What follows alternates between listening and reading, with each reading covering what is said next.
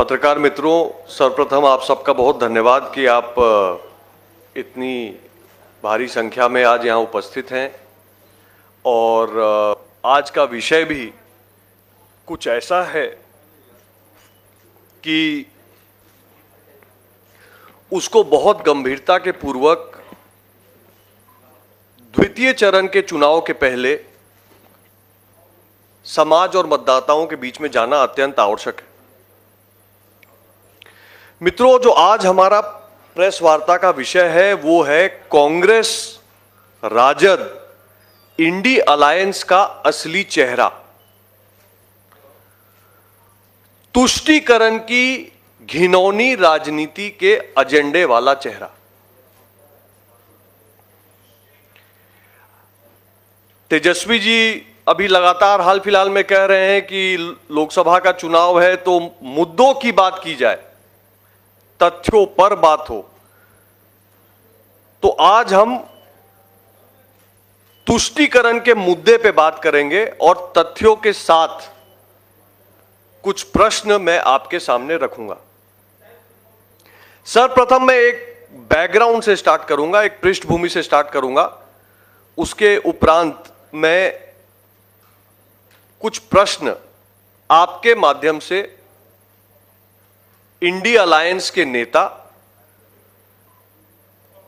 और बिहार में INDI alliance के चेहरे तेजस्वी यादव के समक्ष में रखना चाहूंगा। बैकग्राउंड से शुरू करते हैं मित्रों। अभी कुछ दिनों में काफी चर्चा में आया कि कांग्रेस और इंडी अलायंस का एजेंडा अल्पसंख्यक समाज को लेकर किस प्रकार से है। शुरू करते हैं सर्वप्रथम राहुल गांधी जी से। 5 अप्रैल को कांग्रेस ने घोषणा पत्र जारी की और राहुल गांधी जी के शब्द मैं कोट कर रहा हूं। उन्होंने कहा कि देश का एक्सरे कर देंगे। उनके शब्द हैं, देश का एक्सरे कर देंगे, सर्वेक्षण कराएंगे जाति का, धर्म का और संपत्ति का। 6 अप्रैल को तेलंगाना की एक रैली में राहुल गांधी जी ने आगे कहा कि सर्वेक्षण के बाद जितनी आबादी उतना हक, इस नारे को राहुल गांधी जी ने सामने रखा और स्पष्ट कहा कि वेल्थ सर्वे यानी संपत्ति का सर्वे कराया जाएगा, यह हमारा वादा है। अब उन्होंने यह बात जो रखी उसको कांग्रेस के मैनिफेस्टो से जोड़ते हैं, जिसकी प्रति मैं लेके आया हूं। आप सबने देखा ही होगा, यह कांग्रेस का मैनिफेस्टो है। इस मैनिफेस्टो के पेज नंबर 8 से मैं पढ़ रहा हूं, इसको जरा गौर से सुनेंगे। कांग्रेस अपने मैनिफेस्टो में साफ कहती है, अल्पसंख्यक सशक्तिकरण आवश्यक है। कांग्रेस यह सुनिश्चित करेगी कि अल्पसंख्यक को शिक्षा में, सरकारी नौकरी में और पीएसयू में उचित अवसर प्रदान हो। यह कांग्रेस का मैनिफेस्टो कहता है। अब आगे बढ़िए। कांग्रेस की यह जो बात है यह अचानक से नहीं आई है दोस्तों। इनका यह हमेशा से एजेंडा रहा है, तुष्टीकरण का एजेंडा, वोट बैंक बनाने का एजेंडा। और इसका मैं कुछ सच आपके सामने रखता हूं। आपको ध्यान होगा ये 2024 के चुनाव में जो घटना हुई है इसको थोड़ा जोड़िए। मैं आपको पीछे ले चलता हूं। पीएम मनमोहन सिंह ने दिसंबर 2006 में जब 11वीं 5 ईयर प्लान योजना बैठक चल रही थी, 11th 5 ईयर प्लान की योजना बैठक में पूर्व प्रधानमंत्री मनमोहन सिंह जी ने कहा था कि देश की संपत्ति पर, संसाधन पर सर्वप्रथम अधिकार मुसलमान समाज का, अल्पसंख्यक समाज का है। और यह खाली एक बयान नहीं था। लोग कहेंगे कि यह सब तो आरोप है, कैसे लागू होगा, क्या होगा। मैं थोड़ा उस पर आता हूं। यह सिर्फ बयान नहीं है दोस्तों। मैं आज आपके सामने आया हूं सच्चर कमेटी की रिपोर्ट के साथ। दिसंबर 2006 में प्रधानमंत्री मनमोहन सिंह जी ने कहा कि मुसलमान समाज जो है उसका सर्वप्रथम अल्पसंख्यक समाज का पहला अधिकार है देश की संपत्ति पर। उसके पीछे सच्चर कमेटी की यह रिपोर्ट थी। सच्चर कमेटी की report high level committee Manmohan Singh ji की कांग्रेस की सरकार ने बनाई थी, जिसका रिपोर्ट पार्लियामेंट में 30 नवंबर 2006 में प्रस्तुत हुआ था, जिसमें सच्चर कमेटी में लिखा गया है कि दलितों से बुरी हालत अल्पसंख्यक समाज की है इस देश में। अब आ जाइए रंगनाथ कमीशन के रिपोर्ट पे। ये सारी चीजें 2006 की हैं। कांग्रेस का असली चेहरा मैं आपको दिखा रहा हूं। 2006 में कांग्रेस के रंगनाथ कमीशन के रिपोर्ट में आया कि सरकारी नौकरियों में 15% का आरक्षण अल्पसंख्यक समाज के लिए विशेष किया जाए। तो मैं पूछना चाह रहा हूं कि क्या कांग्रेस और इंडिया अलायंस ये कह रही है अपने मैनिफेस्टो के द्वारा कि एक ओबीसी समाज के आरक्षण में काट करके अल्पसंख्यक समाज के लिए अलग से आरक्षण का कोटा बनाएगी? क्योंकि सच्चर कमेटी के रिपोर्ट में और रंगनाथ कमीशन की रिपोर्ट में यही लिखा हुआ है कि ओबीसी के आरक्षण के भाग से काटकर अल्पसंख्यक का अलग आरक्षण बनाया जाएगा। एससी समाज, उनको भी मैं चेताना चाहता हूं, जो अपने शेड्यूल कास्ट का समाज है उनको चेताना चाहता हूं। कांग्रेस ने मुसलमानों की भागीदारी, अल्पसंख्यक के नाम पर भागीदारी एससी रिजर्वेशन कोटा में भी देने की बात रंगनाथ कमीशन की रिपोर्ट में साफ साफ लिखी है। सच्चर कमेटी की रिपोर्ट का बाईलाइन, उसका मेन रिकमेंडेशन यह है कि दलितों से बुरी हालात अल्पसंख्यक समाज की है। तो क्या वहां भी आरक्षण जो एससी के लिए हमारे संविधान ने अंबेडकर जी ने दिया है, उसमें भी कांग्रेस छेड़छाड़ करेगी अल्पसंख्यक के लिए? और यह धर्म और संपत्ति का जो सर्वे कराने की बात राहुल गांधी जी कह रहे हैं कि संपत्ति का सर्वे कराएंगे, तो क्या संपत्ति का सर्वे करा के इसको भी जनसंख्या के आधार पर पुनर्बांटने की बात होगी? लोग कई बार भूल जाते हैं। लोग को लगता है कि सब खाली बात है, हो नहीं सकता है। मित्रों, मैं आपके माध्यम से देश को, बिहार की जनता को याद दिलाना चाहता हूं, कंपल्सरी डिपॉजिट स्कीम एक्ट इस देश में 2 बार 1963 में और 1974 74 में 2 बार कांग्रेस ऐसा एक्ट लेके आई है जिसमें जबरदस्ती सरकारी कर्मचारियों और मेहनत से कमाए हुए पैसे को सरकारी खजाने में डिपॉजिट कराने का एक्ट आया है इस देश में। 18% संपत्ति का और धन का सरकार ने जमा करवाया था 63 में भी और 74 में भी। तो क्या उसी तर्ज पे, उसी तरह की कोई योजना ये पुनः बना रहे हैं? मित्रों, और ये मुद्दा और भी अब गंभीर होता जा रहा है, क्योंकि अगला चरण, लोकसभा चुनाव का दूसरा चरण सीमांचल क्षेत्र का है। और अगर इस तरह का कोई योजना कांग्रेस, इंडिया अलायंस और तेजस्वी यादव जी बना रहे हैं, तो उसका सबसे बड़ा झटका सीमांचल में ही सबसे पहले लगेगा। सीमांचल आज बिहार का ऐसा क्षेत्र है जहां बहुसंख्यक समाज अल्पसंख्यक हो चुका है, यह हम सबको पता है। तेजस्वी जी कहते हैं कि मुद्दे की बात की जाए तो सीमांचल का चुनाव सर पे है। सीमांचल के मुद्दे की बात मैं कर रहा हूं। सीमांचल का सबसे बड़ा मुद्दा है वहां का सामाजिक समीकरण। सीमांचल में सबसे बड़ा मुद्दा है वहां का घुसपैठ।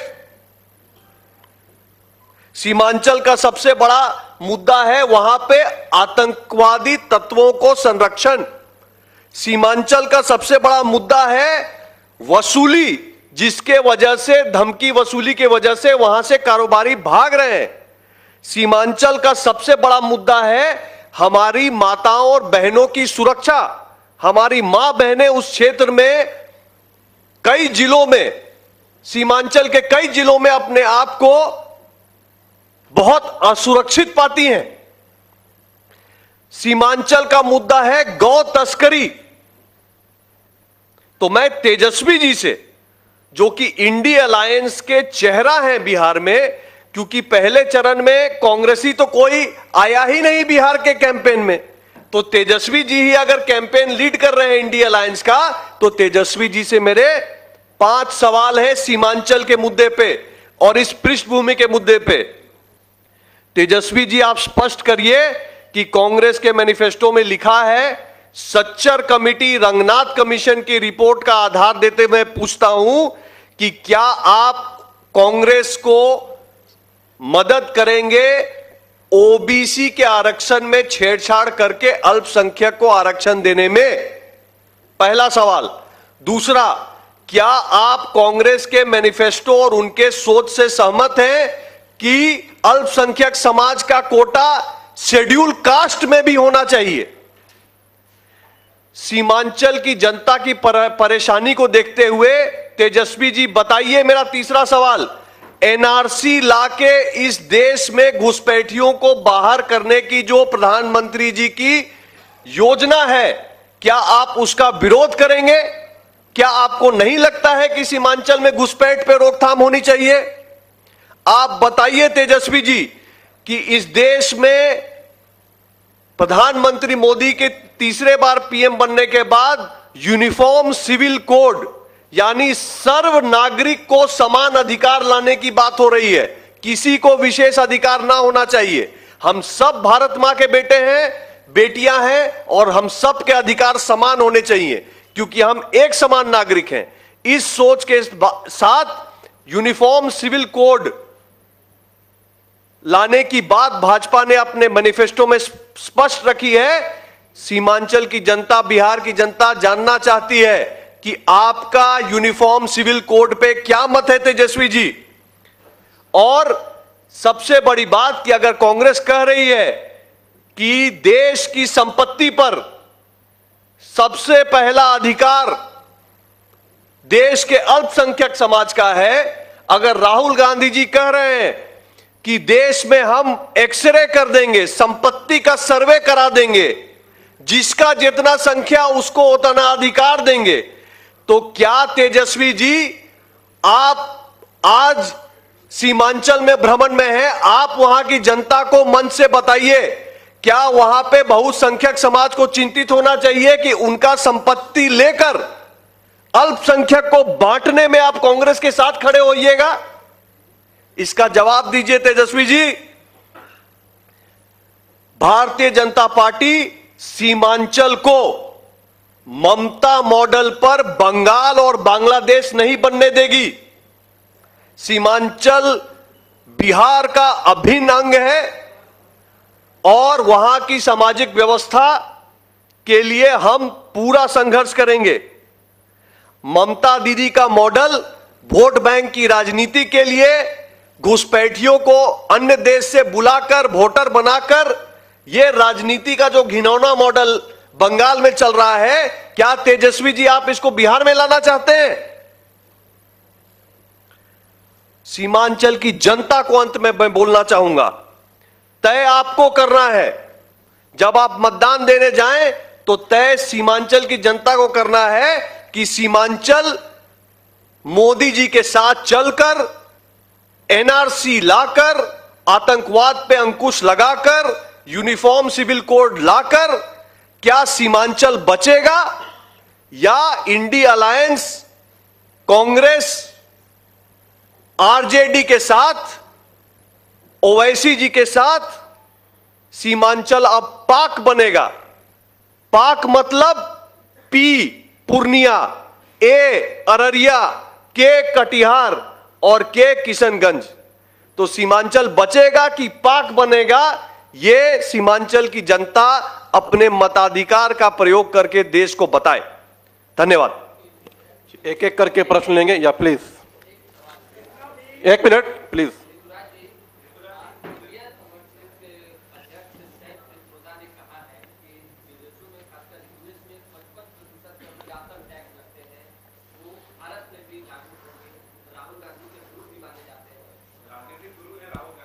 देखिए, मैं सैम पित्रोदा जी को बहुत अच्छे से जानता हूं। राहुल गांधी जी के एजेंडा को इन्फ्लुएंस करने वाले, उनकी सोच को इन्फ्लुएंस करने वाले सैम पित्रोदा जी हमेशा से रहे हैं। इसलिए इस प्रेस वार्ता में मैंने याद दिलाया कि कांग्रेस की सरकार जब यूपीए 1 चल रहा था तो उन्होंने सच्चर कमेटी की रिपोर्ट बनवाई, जिसने एक फाउंडेशन डाला कि अल्पसंख्यक समाज की हालत दलित से खराब है। फिर रंगनाथ कमीशन की रिपोर्ट आई, रंगनाथ कमेटी की रिपोर्ट, जिसमें रिपोर्ट दिया कि इनको रिजर्वेशन दिया जाए अधिक और ओबीसी और एससी कैटेगरी के बाबा भीमराव अंबेडकर जी जिन्होंने दिया है उसका हनन किया जाए। तो मैं पूरी तरह से इसको मानता हूं कि यह सारी सोच उनकी एक ही है कि वोट बैंक का तुष्टीकरण करने के लिए, अपने अल्पसंख्यक समाज का वोट बचाने के लिए वो देश में कुछ भी करवा सकते हैं। Yes please please. यस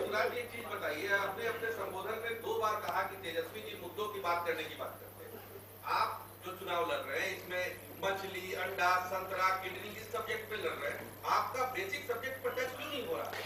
मैं तेजस्वी जी से पूरी तरह सहमत हूं कि मुद्दे की बात होनी चाहिए। मैं मुद्दे की बात कर रहा हूं। तेजस्वी जी मछली हेलीकॉप्टर में खाना और संतरा खाना बंद करें और सीमांचल की जनता को जाके बताएं कि एनआरसी लागू होगा तो तेजस्वी जी कहां खड़े होंगे, यूसीसी आएगा तो तेजस्वी जी का क्या स्टैंड रहेगा, आतंकवादी तत्वों को उखाड़ कर फेंका जाएगा सीमांचल से तो उनका बचाव तेजस्वी जी तो नहीं करेंगे।